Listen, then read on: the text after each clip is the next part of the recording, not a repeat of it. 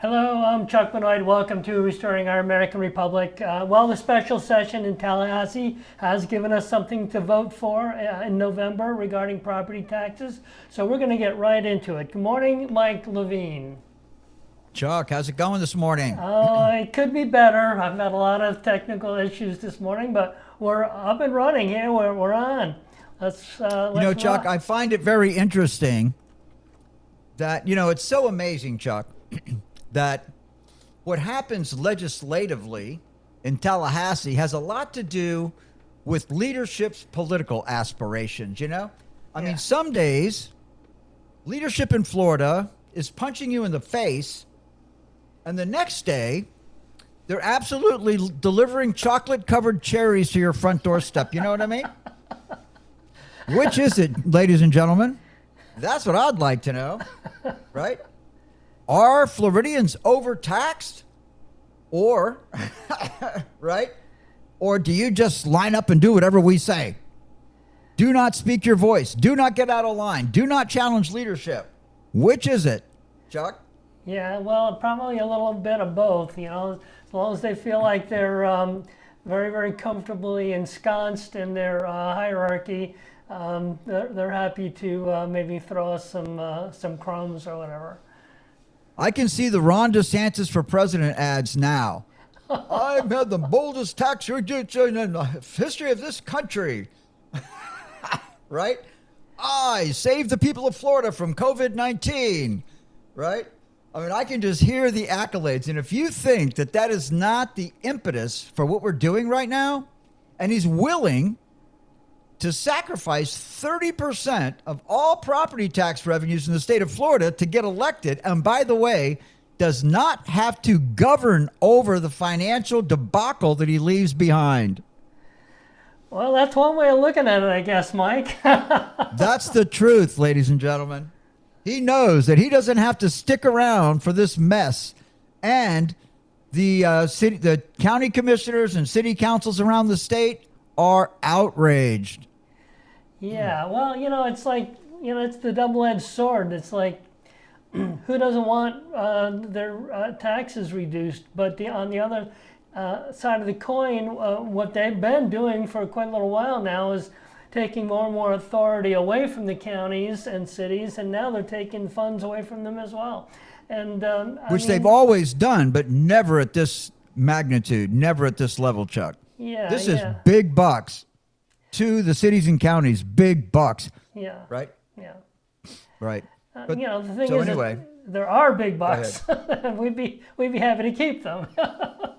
Well, Chuck, I mean, honestly, based on my political career in Lake County, let's just say, 15, 16 years, right? This is all playing into what my original goal was anyway.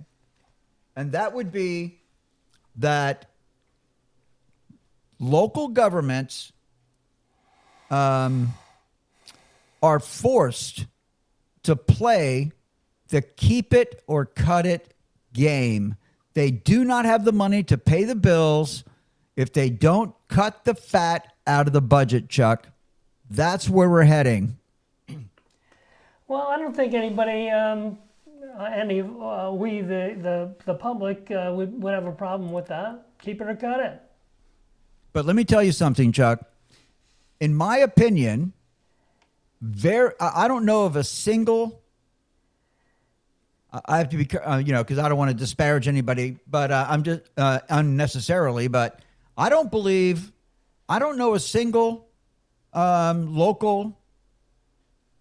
Let's just say at the county level. I think some of the cities are very good at line by line, invoice by invoice management of their budgets. But the constitutional officers are not. The Board of County Commissioners is not. The Board of County Commissioners typically leaves it up to staff. And then, they go through it a little bit. They may have a little objection here, a little objection there. But for the most part, if the staff is reasonable, which means that the tax is collectible, they typically are going to largely go along with what staff recommends. But if, I just hope, and I'll speak to all county commissions around the state of Florida, but particularly ours here in our backyard, I hope that the Lake County Board of County Commissioners will instruct the county manager to play keep it or cut it and go through that budget invoice by invoice and determine what are mandatory expenditures and what are discretionary expenditures, Chuck. Yeah, well, that would, again, very, very methodical and probably going to be very, very necessary in the not too distant future. Of course, this does have to pass in November, right? I mean, I'm not suggesting that it may not. I'm just saying that there's still going to be an opportunity for enough people to come out against it that might possibly change some minds. I don't know. I'm going to tell you something, Chuck. There's no way under the God's green earth that this does not pass in November. Well, yeah. Everybody's going to vote for a massive tax decrease. Well, I say massive. You got to take a look at this bill, and eventually, I guess we're going to get into it, right? But let's just let one of the big talking points, let's get it on the table, and that is that school tax levies are not included in the tax reduction. Right, so you're still looking at a significant amount of taxation just to the schools. But it's a big cut, don't get me wrong. But I would have preferred Governor DeSantis's version, which would have included school tax levies, Chuck. Yeah, it seems to me, I guess just the way I think, my feeling is that DeSantis threw that in just because it was a bargaining chip that he'd be happy to let fall by the wayside. I don't know. I'm just thinking that was his reasoning for putting it in the first place, knowing that was not going to be a real easy one to get. Could be. That makes sense, politically. That does make sense. I mean, the next step, I don't know that the governor has signed this. I know that it's come out of legislature, but I don't know that the governor signed it. The special session adjourned. So if he wants to fight it, he's going to have to call him back. That won't be a very popular thing. Yeah, but I don't see that happening. I don't either. I think he'll sign it. Yeah. Again, because he gets what he wants, which is some great campaign talking points. And we get what we want. And we get a serious tax deduction, right? Right. And then, of course, what I love the most about it, it really puts a lot of pressure on the counties to actually dig into their budgets and figure out where the money goes, Chuck. Yeah, right. Yep. That's my favorite part. I don't understand how a county commissioner can't manage these budgets. I get it. It's a big budget. And, you're talking about the county commissioners have to approve every constitutional officer's budget, too. And I told them in meetings back in the day that it was a dereliction of their duty to approve budgets that they didn't know what was in them. And I just don't know how anybody manages anything without knowing where the money goes. I don't know how you can approve it without having a very strong understanding of where the money goes. Chuck? There we go. I mean, I guess a lot of people run their households like that, but I don't. Yeah, nor do I. I've got a budget, and I sit there monthly making sure I'm sticking to it. Exactly. Yeah. Exactly. Yeah. So we do have. As long as the price of red wine and High Life beer doesn't go up, I think you and I'll be okay. Yeah. Right. Don't touch the cost of wine. Right. God bless the IPAs. Yeah. I'm sorry if I've been a bad influence on you regarding the IPAs, but. I do like them, Chuck. That's the problem. Yeah. Well. If I didn't like them, I wouldn't drink them. The problem is when you start drinking them, everything else tastes like soda water. but we're I'll tell you, I am a believer, Chuck, that if I have to choose between a soft drink, a sugar-loaded carbonated beverage and a beer, I believe that a beer is healthier for me than that. So I stand by that. Yeah, well, That's always been my philosophy, that if I have a choice between a carbonated, sugar-dosed beverage and a beer, I think for my body, it's healthier for me to drink a beer. What do you think, Chuck? I probably agree. All righty then. So, Chuck, walk us through, what does this actual legislation do? Oh boy. Well, I was hoping you'd do that. Okay, that's No. fine. So let's just go to the amendment as it's going to be on the ballot, Chuck. Okay, you want to go all the way to Go the to the bottom of the back page of it, then here. All right. right. Well, let me get this up on screen and then I'll Right. share it. Let's go to the back of the bill, this 20-page bill that concludes with the actual language that's going to be on the ballot. And so here we are. This is pretty short, Chuck. I think we can read this to the audience. I think the audience will tolerate a little reading, because I think people will want to know exactly what's going to be on the ballot. Would you read that for us, Chuck? Sure. Constitutional Amendment, Article 7, Section 4, 6, and 9, Article 12. Save our homes from excessive property taxes. This amendment benefits Florida taxpayers by exempting homestead properties from taxation, exempt the first $250,000 of homestead valuations, and Okay, stop right there, Chuck. Okay. So what that means is that this legislation actually specifies that in 2027 the exemption is going to go to 150,000, but it's mandatory that the exemption goes to 250,000 beginning on January 1, 2008. Chuck, so continue. There you go. Okay. Well, exempts from first 250 of a homestead's value from taxation for all the levies other than school district levies, and requires through general law a schedule of full elimination. Okay, so let's talk about that. Okay, So let's and make sure sure- the audience is clear that the legislature is compelled by this constitutional amendment to phase out taxes on all homesteaded properties in Florida. Chuck, continue. Ensuring funding for core services requires local government to use remaining property tax solely for the core public needs, including public safety, education, and school infrastructure, and natural resources. Protecting Okay, small... there you go. Okay, well, you want me to continue reading? Yes, please. Protecting small businesses limits future property tax assessments on businesses. Ensuring fairness for Florida residents requires any person who establishes Florida residency after January 1, 2027 to maintain Florida residency for 5 years prior to receiving the increased homestead exemption. If approved, the amendment would take effect January 1, 2027.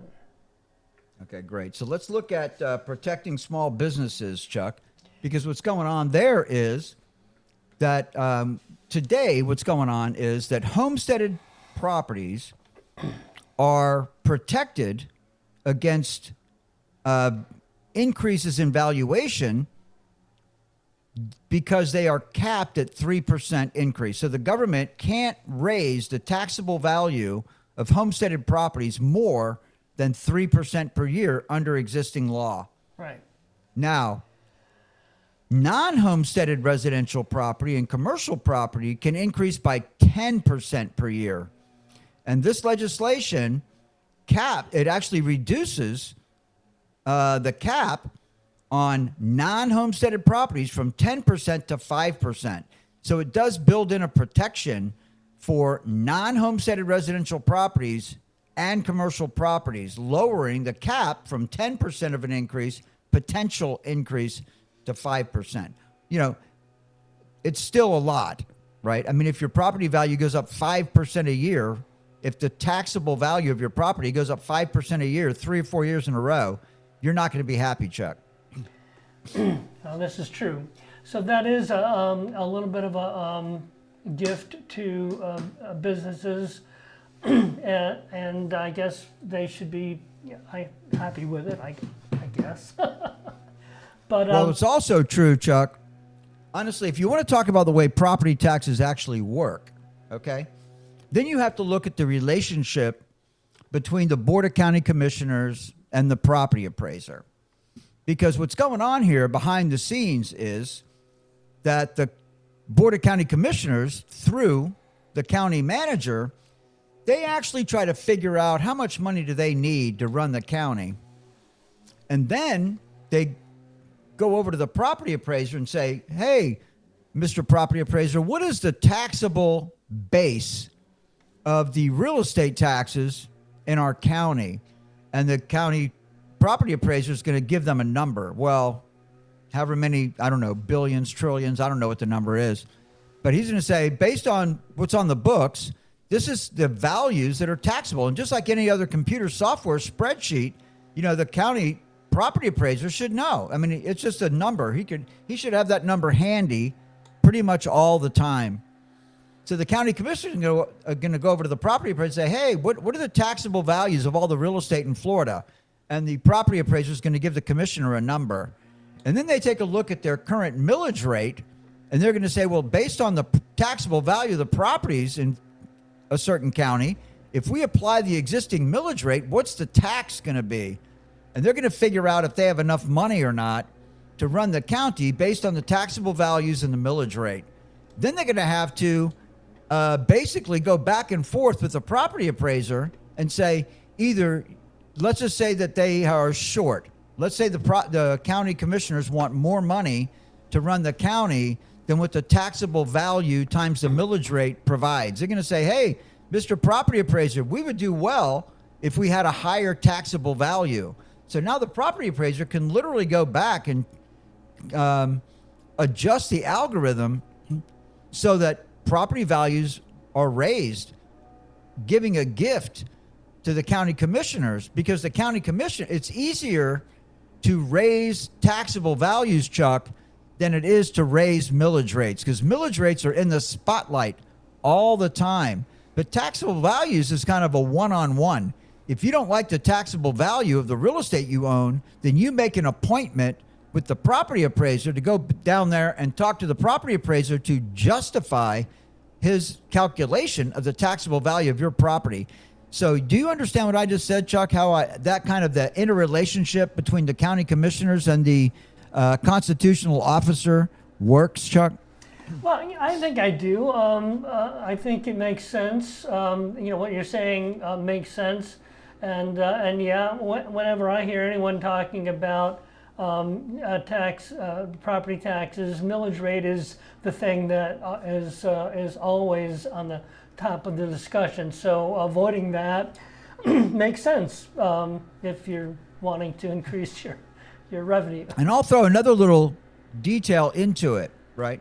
I mean, for me personally, Chuck, as a property manager down in the Disney area for so long, many of I'm going to say the majority of my clients didn't live in the state of Florida.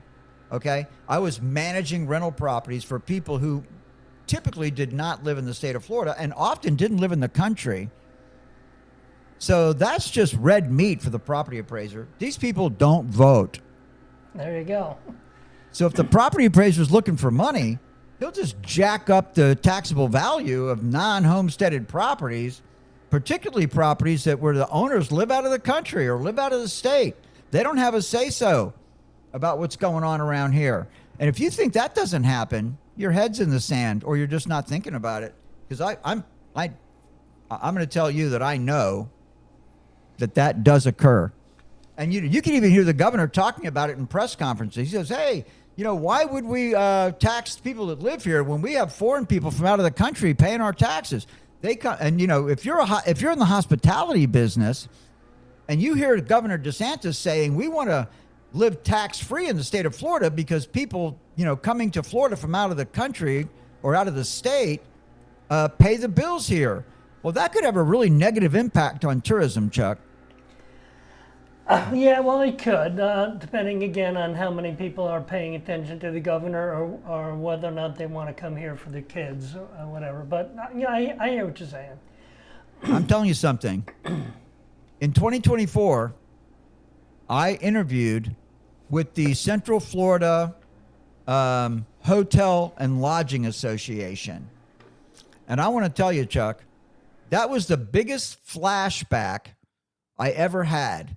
It reminded me of the days when I was running Holiday Inns and other hotel properties, and I would have to sit down in my office with my boss, who literally went invoice by invoice and chapped my ass on every line item of spending, down to a $60 invoice for china, glass, and silver for the restaurant on a $10 million budget. These guys are vicious about money. And when I sat down with the Central Florida Hotel and Lodging Association, they did the same thing. They hammered me on all of their inputs, you know, all of the taxes that go to supporting tourism in Central Florida.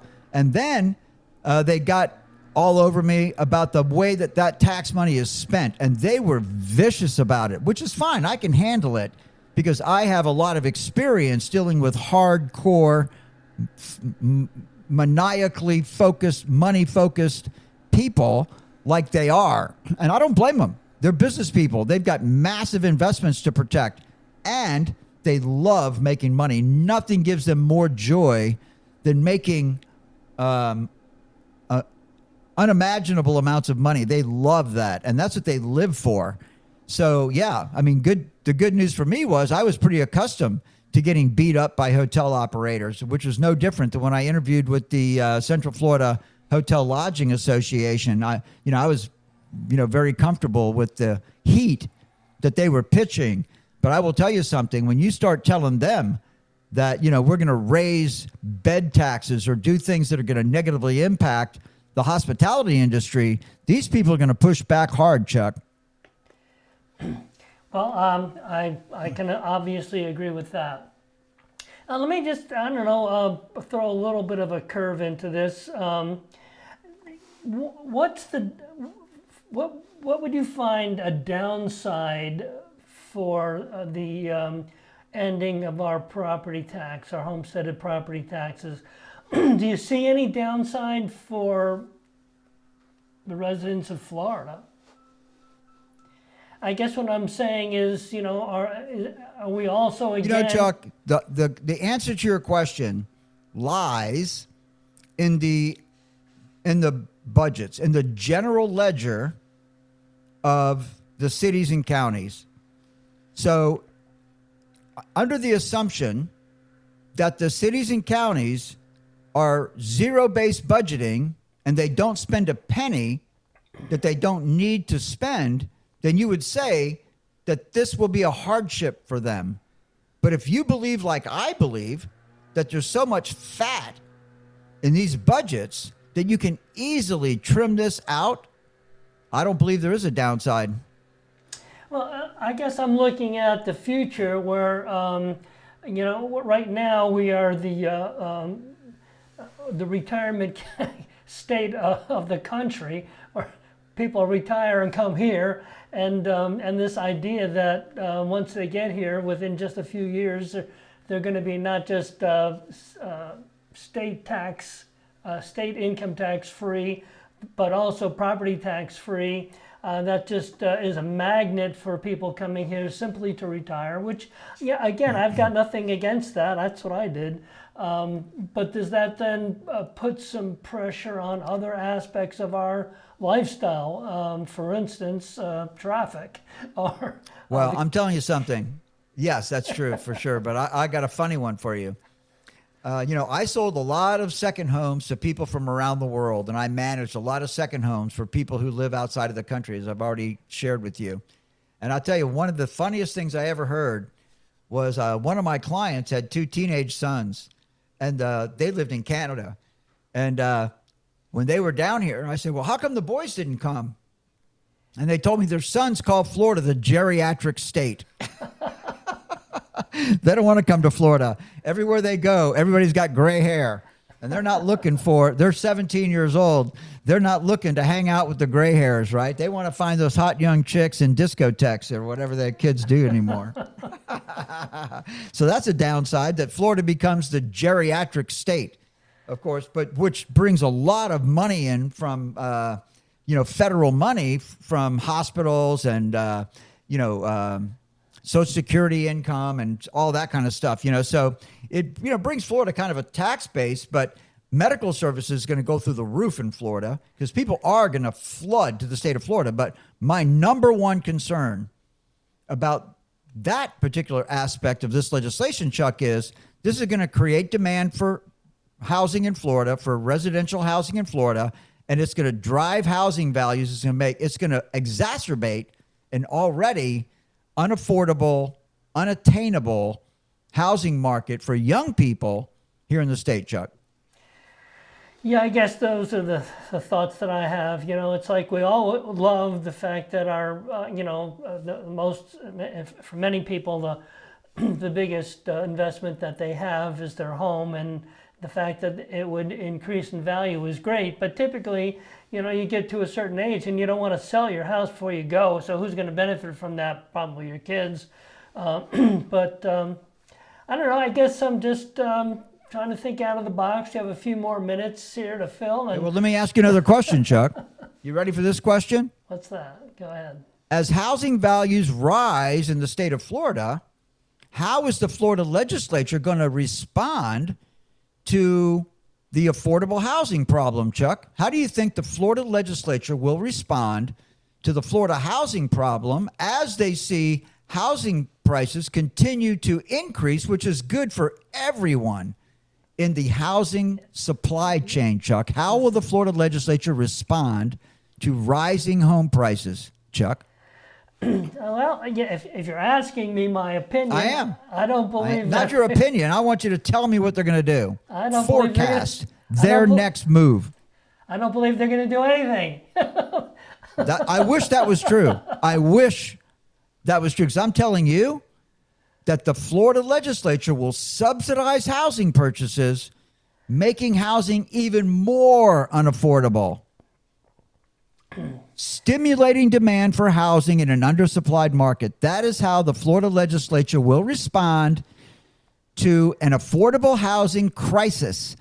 They will subsidize housing purchases, making the problem worse, exacerbating the problem, Chuck. That's what really annoys me. Tell me how you really feel, Mike. I guess I... Was I not clear, Chuck? I'm telling you, this is just stupid. It's stupid. We're spending money to make the problem worse. Well, we'll see. We shall see. I guarantee it. Everyone in the housing supply chain benefits from rising prices. And if you can drive an already undersupplied market into further housing unit shortages, let's do it, because it drives the price even more. Everybody makes more money in the entire supply chain, and I won't go through the list. I'll spare you the beneficiaries of a California-style housing market, Chuck. Well, yeah. Well, thank you for that. We've kind of beat this horse to death. I don't know if there's anything else we want to talk about regarding this this tax relief for homesteaded properties. But in the last minute or so, would you like to just give us a final remark? My final remark, Chuck, is that I love tax relief, so I'm definitely voting in favor of the constitutional amendment, and I look forward to seeing how sharp local government can get their pencil. Thank you very much, Mike Levine, and thank you all for tuning in to our twice weekly live stream. Please follow us on Facebook and X at RestoreOurRep76. Check us out on YouTube at Restoring Our American Republic -ROAR. Please like and share the program, and remember, if you're unwilling to govern yourself, you will be governed by tyrants. Until next time, God bless you, God bless President Donald J. Trump, and God bless America.